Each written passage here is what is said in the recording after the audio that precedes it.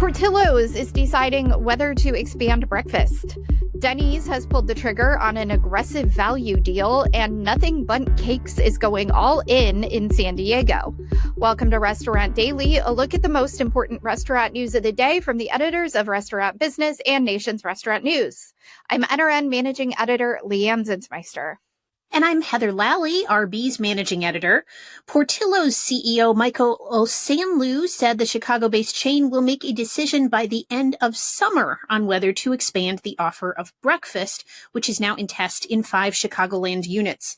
The response so far has been positive, but the company wants to be sure the breakfast offering doesn't impact prep for lunch. Same-store sales increased 1.8% for Portillo's in the first quarter, but that was largely based on a 4.9% increase in average check, offset by a 3.1% decline in transactions.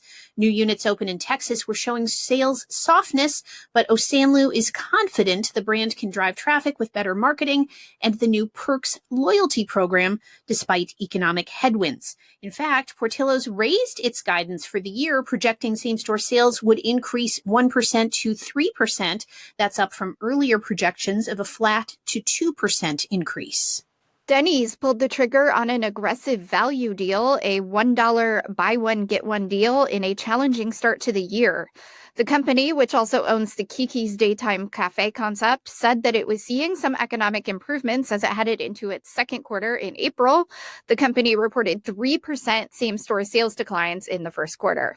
Nothing Bundt Cakes has sold 9 company-owned bakeries in the San Diego market to FS investors, and the deal calls for the buyer to develop an additional 16 locations. Nothing Bundt Cakes said the deal, the terms of which were not disclosed, represented a key milestone in the brand's long-term growth strategy.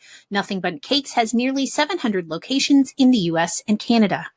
DoorDash is making a pair of big acquisitions.